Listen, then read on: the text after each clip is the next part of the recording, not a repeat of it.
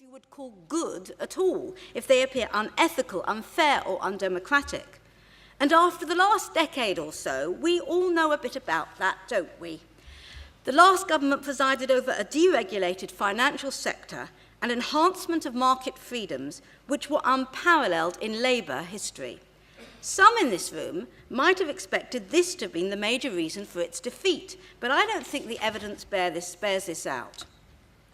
By the time New Labour left office, and it didn't quite start like that, I must say, their approach to government managed the unrivalled feat of uniting small state libertarians with social liberals and many democratic socialists in frustration and despair, if we're going to be honest, over micromanagement, central diktats, and casualness about human rights and civil liberties without even going down the Iraq route, that obscured and sometimes obliterated many real advances. And there were real advances. And then there was the backbiting and underhand briefings which seemed to perfectly mirror this mode of government. A new cross-party fault line opened up in British politics, revolving around the high-handedness and unaccountability of the state as much as the state of the economy.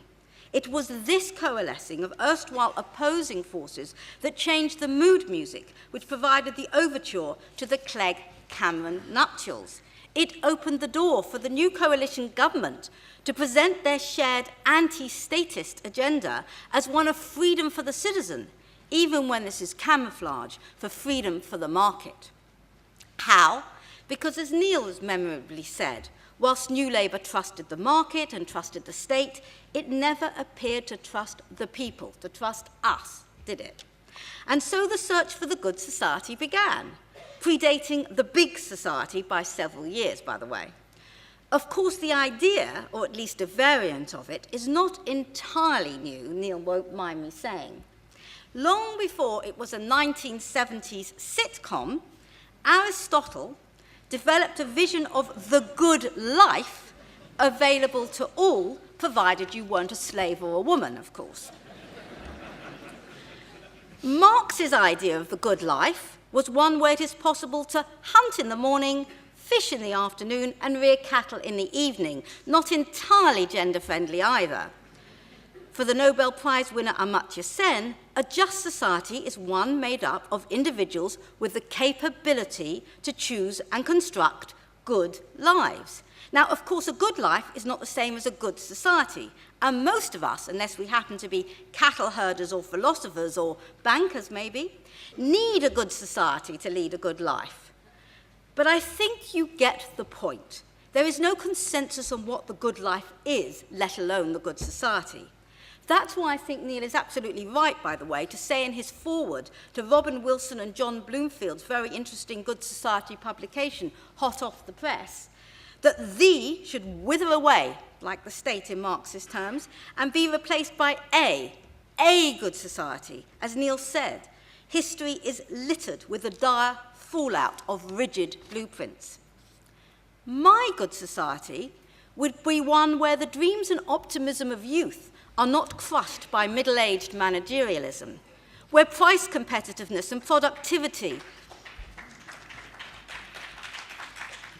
I see some of you agree with me at least, where price competitiveness and productivity do not commodify the ethos of public service or mutual concern out of existence, where caring and loving are valued as much as success and achievement. Indeed, they are indicators of success and achievement. Hey, right on. Where pluralism and diversity and even downright eccentricity are respected as we build common bonds and share common values, and where standing for the many and not the few does not become a byword for populism in which focus groups trump universal human rights.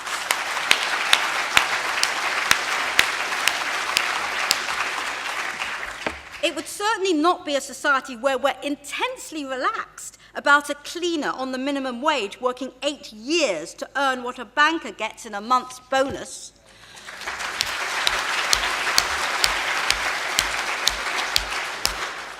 or where we lose about 16 billion in tax evasion every year, and thanks to our UK Uncut for what they've done about exposing this. It's brilliant. Or when nearly 10% of disability and living allowance recipients say in a recent survey that they feel suicidal due to benefit cuts. It stands to reason, therefore, that to be good, our society must be far more equal than it is now, and not just one that is fairer or facilitating of more choice. And the state action essential for narrowing these gaps must be aimed at unleashing people's passion for enterprise and ingenuity, and not deaden the human spirit with the weight of bureaucracy and central control. If democracy, as Neil argues, is the key tool to reach this vision of a good society, then it has to be a democracy which transforms the workplace and public services, the locality and political parties, not just the means by which ambitious politicians get elected. We can surely all agree on that.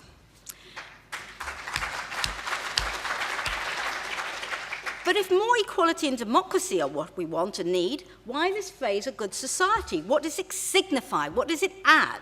First, it signifies that a good life is not just dependent on more equality, but on a flourishing society in all its richness and complexity, an observation, by the way, explicitly enshrined in the Universal Declaration of Human Rights, Article 29, if you want to look it up.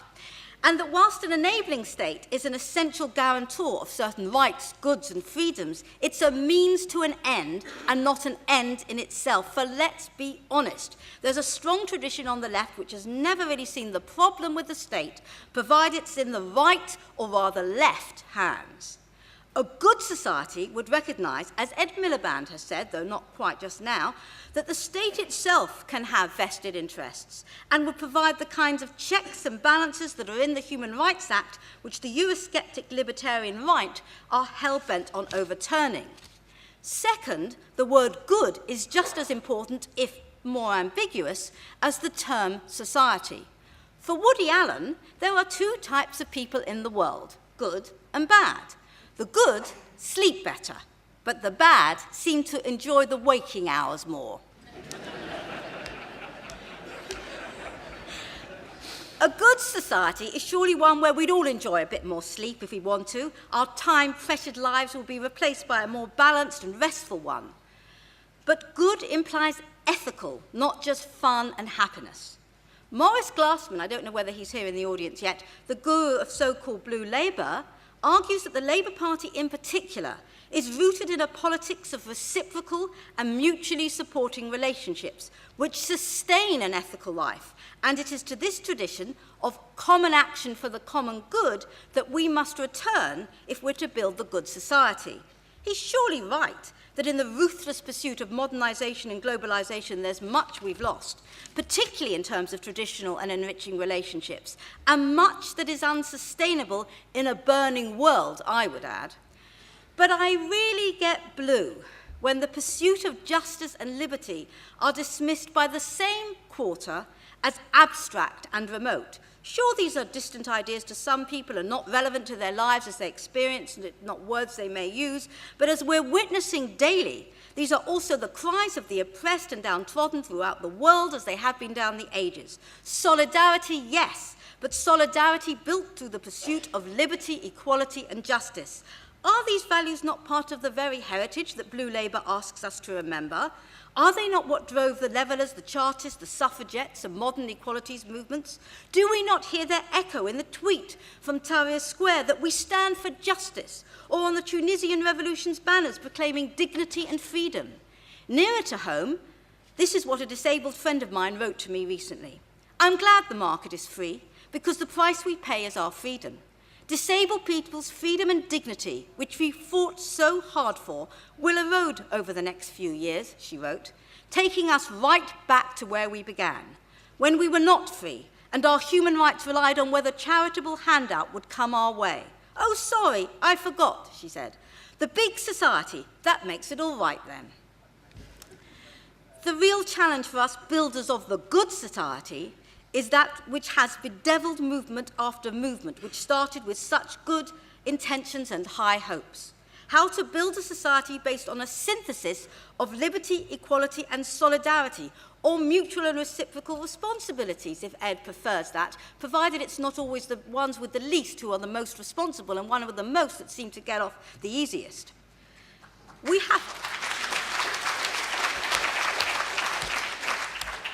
This synthesis of liberty, equality, and fraternity and solidarity in the modern age, sorry, Kat, has to be one which faces up to the tensions that have always existed between these values. And we have to face up to those tensions without extinguishing any of them. That's not easy. At a micro level, does belief in state education, for example, justify secret surveillance to snoop on families to determine their addresses? Does the need to increase rape prosecutions justify the retention of the DNA of those arrested but never even charged with an offence? I could add, does the absolute necessity for a fair trial justify humiliating and traumatising bereaved victims? These are not easy questions. At a macro level, how do we address the current serious economic crisis and incentivise work without dismantling the whole post-war welfare state which transformed our society and, yes, made it quite good? And how do we support localism without opening up new fronts of inequality? These are the very real, certainly not abstract, policy dilemmas of a politics built on the synthesis of liberty, equality, and solidarity, which must be faced day in and day out. This is where the hard questions are. We can't duck them. This is where we need to put our energies now, to turn our values into policies which build a good society. Now, finally, the exciting aspect of building a good society is that it's actually not about a utopian future. It's not even about just voting in a government that supports our vision, although that would certainly help. It's about what we can all contribute right now, as all the previous speakers said. It's about the inspiring energy of UK Uncut, Compass, and UK Feminista, the levellers, chartists, and suffragettes of the present day. It's about not creating artificial divisions and false enemies, but working through the alchemy of what is best about the liberal, labour, cooperative, mutual, green, etc. traditions. And it's about learning from the new as well. The technologically driven youth movement, sometimes referred to as horizontalism, although I must admit that term had an altogether different connotation when I was young. If we behave thoughtfully and ethically with each other, we can be part of the change we want to see. And it's not just we who are having a go at this. While social democratic parties are struggling across Europe, people everywhere are seeing the world anew as they realise they are being made to endure endless austerity to solve a crisis they didn't even know existed till they were asked to pay for it. To quote a 22-year-old demonstrator camped in Madrid's Central Square a couple of weeks ago, this isn't about left or right, and I'm quoting directly. It isn't even really a political movement. It's about a better society. I started with the bad news and I'll end with the good. How wonderful it is that nobody need wait a single moment before starting to improve the world. That was what Anne Frank wrote in her diary. If she could believe that, so can we.